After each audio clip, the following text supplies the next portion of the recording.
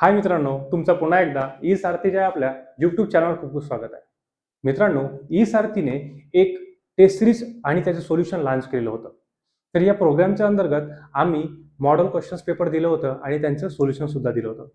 तर बघा, याच्यामध्ये ज्या पण विद्यार्थ्यांनी मॉडेल क्वेश्चन पेपर आणि सोल्युशन बघितले असणार आणि माझा गायडन्स फॉलो केला असणार, त्याला 21 मार्क्स हा ना 26 मार्क्सची पूर्ण केमिस्ट्री त्या पेपरमध्ये विचारली होती. त्याच्यामध्ये 21 मार्क्स तो आरामात घेऊ शकत होता. मॅक्झिमम किती मार्क घेऊ शकत होता? 21 मार्क तरी तो घेऊ शकत होता. आणि जर आमचं पूर्ण प्रोग्राम जो आम्ही आता फ्री बॅचेस ठेवलेलं होतं, जर त्याने पूर्णपणे केलेले असते तर त्याला 26 पैकी 26 मार्क मिळू शकत होते. ओके, तर बघा याच्यामध्ये काय लिहिलंय बघा, हा लॉजिक हे मॅजिक नाही. का बरं म्हटलं? कारण मी जो टेस्ट सिरीजचा आम्ही पेपर जो लॉन्च केला होता केमिस्ट्रीचा, तर त्याच्यामध्ये आम्ही अशा प्रकारचे काही क्वेश्चन्स डिझाईन केलेले होते की ज्या माध्यमातून जो विद्यार्थी जर तो क्वेश्चन सॉल्व्ह करणार तर त्याच्या आसपासचे जे पण क्वेश्चन असणार तो ते पण क्वेश्चन आरामात सॉल्व्ह करू शकतो. ते मी तुम्हाला येत्या स्लाइड्सवर सांगणार सुद्धा आहे. तर बघा, याच्यामध्ये तुम्ही बघू शकता की आपली ई सारथीने काय केलं होतं, 10th board score booster test series launch केली होती आणि सोल्यूशंस पण दिले होते. ठीक है, 3 पेपर थे भाई, 3 पेपर के सोल्यूशन भी थे. उसमें मैंने गाइडेंस बताया की कैसे पढ़ाई करना था करके, जो बच्चों ने किया उनको पता है. ओके, तर बघा याच्यामध्ये बघा हा क्वेश्चन तुमच्या बोर्डातला क्वेश्चन आलेला आहे. बघा, हा बिलकुल क्वेश्चन बघा, हा ना, in blank of the modern period table are the non metals found. ठीक आहे, नॉन मेटल पिरियड टेबलमध्ये कसे कोणते असतात, हा ना, आपल्याला ऑब्व्हियसली माहिती आहे की ते कोणते असतात, पी ब्लॉक, हा ना. बघा याच्यामध्ये हा क्वेश्चन दिसून राहिला तुम्हाला, which block does non metal belong to. अरे वही तो क्वेश्चन है, बस लैंग्वेज चेंज है. हो गया, पहला सबूत मिल गया. ये पहला क्वेश्चन हो गया. उसके बाद देखो ये उसका आंसर, है ना. त्यानंतर बघा, फाइंड ऑड मॅन आउट, ठीक आहे. बघा याच्यामध्ये बघा, हा बघा आमचा क्वेश्चन, हा बघा, Q one example of physical and chemical change. Question बदलला म्हणजे पॅटर्न बदलला, क्वेश्चन सेमच आहे. फिजिकल केमिकल चेंज आणि याच्यामध्ये बघा फक्त दाखवलेलं आहे. ठीक आहे सर म्हणाल थोडा डिफरंट आहे. आता सोल्युशन दाखवतो. बघा सोल्युशन, अरे सोल्युशन मध्ये तोच आहे ना, हा ना. हा बघा, हा ना, कुठे गेला, कुकिंग ऑफ फूड, काय काय दिलाय बघा, काय दिलाय, cooking of food, ripening of fruit, है ना, cooking of food, ripening of fruit, milk turn into curd, है ना, transformation of ice into water. अरे यही तो है, यही तो है, यही तो है, यही तो है, हा ना. याच्यामध्ये आन्सर सुद्धा दिलेला आहे.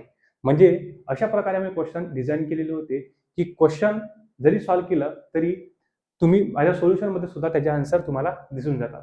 म्हणून म्हटलं की तुम्ही जो क्वेश्चन जरी स्टडी केलं तर त्याच्या आजूबाजूचा पूर्ण तुमचा कव्हर होतो. ठीक है, ये हो गया. उसके बाद देखो ये देखो, हायड्रोजिनेशन, हा ना. हा तर मी मुद्दाम सांगत होतो मुलांना, हायड्रोजिनेशन. बघा बघा माझा question, which catalyst is use for conversion of vegetable oil into ghee. तोच क्वेश्चन हायड्रोजिनेशनचा. बघा आन्सर, बघा हा आन्सर मी एक्सप्लेन केलेला होता आमच्या स्लाइडमध्ये. बघा एक्सप्लेनेशन हाच ते विचारत आहे, गिव्ह द रिझन मध्ये, आणि हाच ते विचारत आहे ना. काय विचारत आहे बघा question, the hydrogenation of vegetable oil in presence of nickel catalyst forms vanaspati ghee. हा ना, म्हणजे व्हेजिटेबल ऑइल पासून वनस्पती घी निकेल कॅटलिस्टच्या प्रेझेन्स मध्ये कसं का बनते, हा ना. आन्सर हाच आहे. हा इतका मोठा आन्सर दिलेला आहे की भाई व्हेजिटेबल ऑइल मध्ये काय असते, अनसॅच्युरेटेड असते, म्हणजे डबल बॉन्ड असते. मग हायड्रोजनची रिॲक्शन होईल, कॅटलिस्ट निकेल राहील, 60 डिग्री टेम्परेचर राहील, मग रिॲक्शन होणार आणि काय फॉर्म करणार, वनस्पती घी फॉर्म होणार.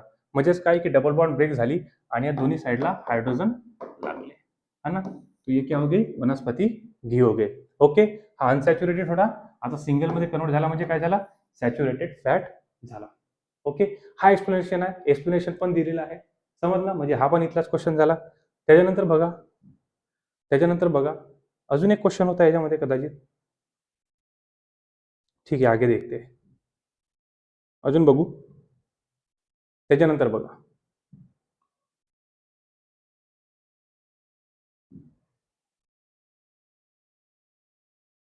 हा वाला क्वेश्चन बघा, atomic radius goes on increasing down the group. Atomic radius ग्रुपमध्ये काय होत आहे, इन्क्रीज होत आहे, म्हणजे खाली गेल्याने पिरियड टेबलमध्ये इन्क्रीज होत आहे. ठीक आहे, हा तर मुद्दाम तुम्हाला माझ्या क्लासेसमध्ये सांगितलाय, हा ना, जे कोणी बघत असतील त्यांना. तर बघा आपला क्वेश्चन काय आहे, आपला क्वेश्चन आहे relation between effective nuclear charge of atom and atomic radius. हा ना. त्याच्यामध्ये पण तोच कन्सेप्ट आहे की ॲटॉमिक रेडियस आणि इफेक्टिव्ह न्यूक्लियर चार्ज. तुम्हाला माहित आहे काय होते, ग्रुपमध्ये काय होते, खाली गेल्याने शेलची संख्या वाढते, शेलची संख्या वाढते. हा ना. त्याच्यामुळे काय होते की हा जो न्यूक्लियस आहे आणि हा इलेक्ट्रॉन आहे, याच्यामध्ये काय होते, हा इलेक्ट्रॉन दूर राहते. तर हा जो इफेक्टिव्ह न्यूक्लियर चार्ज आहे याच्यावर तितकं काम करत नाही. हा ना. बरोबर आहे का नाही. सोबत सोबत इलेक्ट्रॉन मध्ये रिपल्शन वाढते आणि काय होते, ऍडिशन ऑफ शेल होऊन राहिली. त्याच्यामुळे काय होत आहे की न्यूक्लियस पासून जो बाहेरच्या शेल आहे किंवा इलेक्ट्रॉन आहे तो दूर चालला. बरोबर आहे का नाही. बरोबर आहे का नाही. तर बघा आन्सर बघा, हा आन्सर आहे. Effective nuclear charge is the next positive charge experience by balance electron. है ना. हा पूर्ण आंसर है.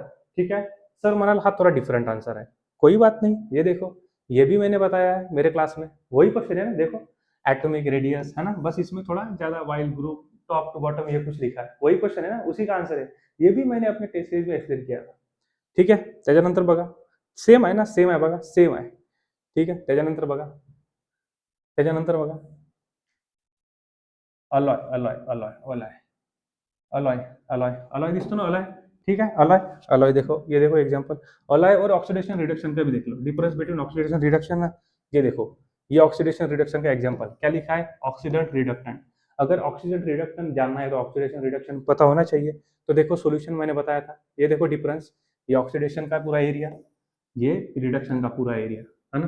ये हो गया पूरा डिफरेंस, है ना, ये हो गया डिफरेंस. समजलं. त्याच्यानंतर बघा सगळे स्लाइड्स आहेत, हे सगळे मी शिकवलेले स्लाइड्स आहेत, डायरेक्ट स्क्रीनशॉट टाकलेले आहे. जो टेस्ट सिरीज मध्ये सांगितलं आहे त्याचे स्क्रीनशॉट आहेत. ठीक आहे. त्याच्यानंतर बघा, त्याच्यानंतर काय अलॉय आहे.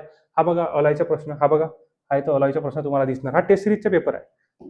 हा बघा, why is stainless steel called an alloy. थोडं मॉडिफिकेशन करून प्रश्न दिला होता.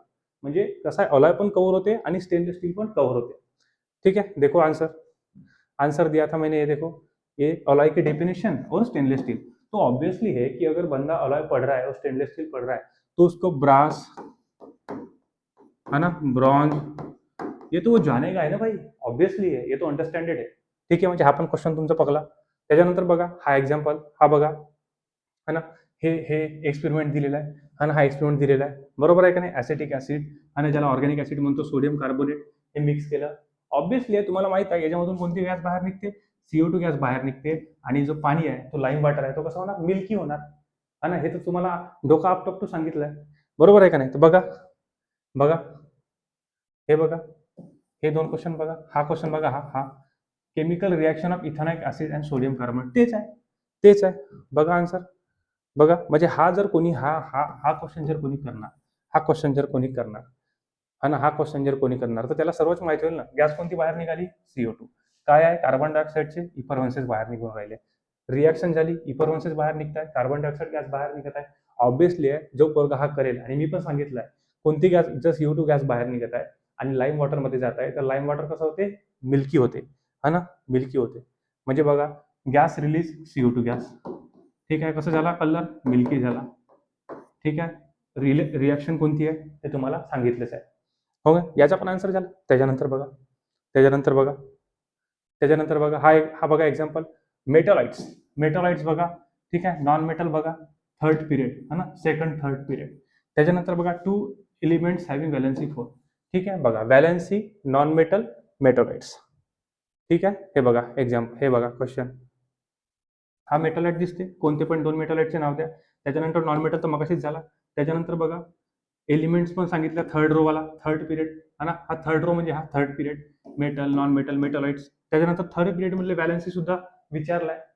ठीक है. देखो नॉर्मली क्या होता है कि सेकंड पीरियड की वैलेंसी सबको पता रहती है कि भाई कार्बन 4 इलेक्ट्रॉन 4 वैलेंसी देता, लेकिन सिलिकॉन की, मैंने सिलिकॉन की पूछा है. देखो, right the name end valency of any 2 elements from third period, first second third. ये थर्ड पिरियड आहे, तर थर्ड पिरियड म्हणजे यांच्यामधली कोणाची पण वैलेंसी. तर हा पण कव्हर झाला. समजलं ना, हा सुद्धा कव्हर झालेला आहे. ठीक आहे. म्हणजे बघा, 2 एलिमेंट्स, है ना, कार्बन, सिलिकॉन. ठीक आहे. Non metals in the third period, non metals बघा, नॉन मेटल्स बघा, नॉन मेटल्स बघा, है ना, non metals third period, first second third, हा थर्ड पिरियड बघा. हे हे बघा, हे नॉन मेटल्स आहेत, हे सर्व नॉन मेटल्स आहेत ना, हे सर्व काय आहेत, नॉन मेटल्स आहेत, है ना. फॉस्फरस, सल्फर, क्लोरीन काही लिहू शकता, तुमची मर्जी. ठीक आहे. त्याच्यानंतर मेटॉलाइट्स आहे, भारती, सीता, गीता, स्मिता, सब, टीचर, पोस्ट, आणि हे जे पण आहेत, हा ना, हे काय मेटालॉइड्स आहेत. हे तुम्हाला सर्व सांगितलं, ट्रिक सुद्धा सांगितलेली आहे की मेटालॉइड्सला कशा प्रकारे अंडरस्टँड करायचं, ट्रिक्सने कसं लक्षात ठेवायचं. बरोबर आहे का नाही? म्हणजे मेटालॉइडचा पण तुमचा प्रश्न झाला, तर तुमचा हा पण प्रश्न झाला की 4 valency, non metal third period तो पण झाला.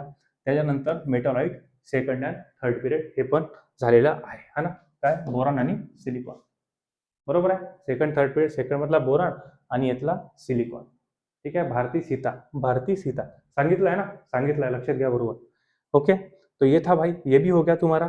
उसके बाद देखो, उसके बाद क्या है, ये वाला है extraction of aluminium. Extraction of aluminium मी खूपदा भर द्यायला सांगितलंय की extraction of aluminium, extraction of aluminium तुम्हाला करणेच आहे. मी खूपदा तुम्हाला सांगितलंय. ठीक आहे, याच्यामध्ये बघा हे क्वेश्चन आलेले आहेत. हा ना, पहिल्यांदा तर स्टेप सांगितलंय, तर 2 स्टेप असते. हा ना, जो पण एक्सट्रॅक्शन ऑफ ॲल्युमिनियम शिकणार, हे डायग्राम आपण हे डायग्राम दाखवला होता. आपण आपल्या टेस्ट सिरीज मधली ही डायग्राम आहे. ही डायग्राम सांगितली आहे की बाबा ॲनोडमध्ये कोणती गॅस रिलीज होत आहे, त्याच्यानंतर ॲनोडची रिॲक्शन द्या, म्हणजे एक्सप्लेन करा सरळ भाषेत. कॅथोडची रिॲक्शन द्या, त्याच्यानंतर फ्लोरोस्पर आणि क्रायोलाइट, हा ना, यांचा काय आहे त्याच्यामध्ये संबंध, का बरं टाकतो आपण, ऑब्व्हियसली माहिती आहे मेल्टिंग पॉईंट कमी करतो आपण. त्या सर्व गोष्टी आपण चांगल्या प्रकारे डिस्कस केल्या. तर जो पण पोरगा हे प्रोसेस बघणार, तर ऑब्व्हियसली आहे की तो याच्या रिलेटेड गोष्टी बघणारच आहे. तरी बघा, पहिला क्वेश्चनचा सॉल्व्ह आहे. पहिल्या क्वेश्चनसाठी बघा, हे पहिल्या क्वेश्चनच्या साठी बघा, है ना, 2 स्टेप्स आहेत. पहिला काय आहे, पहिला आहे concentration of bauxite ore. 2 process असतात, बियर्स आणि हॉल प्रोसेस. ही झाली पहिली स्टेप. आणि दुसरी स्टेप झाली इलेक्ट्रोलिटिक रिडक्शन ऑफ ॲल्युमिनियम. त्यालाच आपण काय म्हणतो, हॉल हर्लॉट्स प्रोसेस, है ना, जे की आपण आता मागच्या याच्यामध्ये विचारलेली आहे प्रोसेस. बरोबर आहे का नाही? तर बघा, पहिल्याचा आन्सर झाला, हा ना, पहिल्याचा आन्सर झाला की भाई किती स्टेप आहेत, किती स्टेप आहेत, 2 स्टेप आहेत. हा ना, 2 स्टेप आहेत ते आपण सांगितलं. 1 मार्कासाठी आता असं शॉर्टमध्ये 2 स्टेप लिहून घ्यायच्या. त्याच्यानंतर मेल्टिंग पॉईंट ऑफ ॲल्युमिना किती आहे, मेल्टिंग पॉईंट ऑफ ॲल्युमिना किती आहे, किती आहे मेल्टिंग पॉईंट ऑफ ॲल्युमिना, बघा याच्यामध्ये लिहिलं आहे का.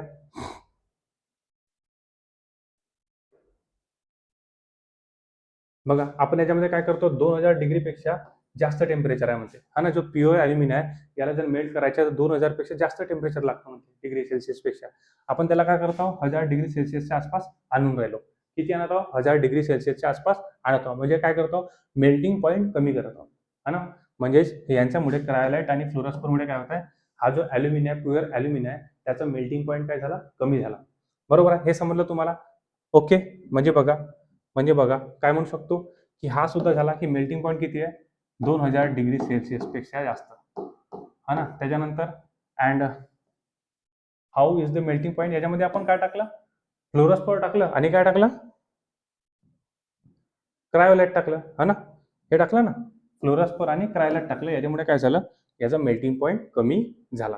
त्याच्यानंतर ॲनोडमध्ये आपण का बरं ॲनोड रिप्लेस करतो, तर बघा हाही सुद्धा आन्सर बघा. कारण याच्यामधून कोणती गॅस बाहेर निघते, ऑक्सिजन गॅस बाहेर निघते. काय म्हणते, जो कार्बन इलेक्ट्रोड आहे, म्हणजे हे जे ॲनोडचे इलेक्ट्रोड आहे हे कार्बनचे आहेत, याच्यासोबत काय रिॲक्ट करते म्हणते, ऑक्सिजन रिॲक्ट करते आणि CO2 गॅस सुद्धा बाहेर निघते. त्याच्यामुळे जो ॲनोड आहे तो कोरड होते म्हणते. आणि ॲनोडमधून ऑक्सिजन सुद्धा निघते आणि ते ऑक्सिजन गॅस अजून कार्बन सोबत रिॲक्ट करते आणि कार्बन सोबत रिॲक्ट करून कार्बन डायऑक्साईड गॅस फॉर्म करते. त्याच्यामुळे जो ग्राफाईट रॉड आहे आणि त्याच्यामधून कार्बन चालला गेला ना, कार्बन चालला गेल्यामुळे हा ग्राफाईट रॉड हळूहळू हळूहळू झिजतो. ठीक आहे, कोरड होतो. ओके, म्हणून त्याला आपल्याला विथ द टाइम चेंज करावा लागतो. ठीक है, ये भी तुम्हारा सवाल हो गया. उसके बाद देखो, ठीक है, एक्सप्लेनेशन इसका है, पूरा एक्सप्लेनेशन है. अभी एक्सप्लेनेशन नहीं देख रहे, बस सवाल देख रहे की कौन से आए थे करके. ठीक आहे, तो भाई तुम्ही बघितलं असणार की मी पूर्ण अनालाइज केलेला आहे. काय अनालाइज केलेला आहे की 26 मार्कापैकी हा ना, ज्या विद्यार्थ्याने चांगल्या प्रकारे माझं सजेशन देऊन आणि आमचा प्रोग्राम चांगल्या प्रकारे जॉईन केलेला असणार, मी पूर्ण क्वेश्चन अनालिसिस केले आहे. त्याच्यामध्ये हा ना 21 मार्क्सचं टेस्ट सिरीज प्रोग्राम सोल्युशनवरून येतात आणि ज्याने पूर्णच ॲक्सेप्ट केलेलं आहे किंवा पूर्णच लर्न केलेलं आहे आमच्याकडून, हा ना, वन शॉट वगैरे सर्व गोष्टी, तर ऑब्व्हियसली त्याला 26 आउट ऑफ 26 मार्क घ्यायला कोणी थांबवू शकत नाही. कारण पूर्णच क्वेश्चन, पूर्णच म्हणजे पूर्णच कन्सेप्ट आम्ही पहिलेच डिस्कस केलेले आहे. असं काही आउट ऑफ दी बॉक्स वगैरे काही नव्हता. सर्व प्रश्नाचे उत्तर येत होते, सोपा पेपर होता.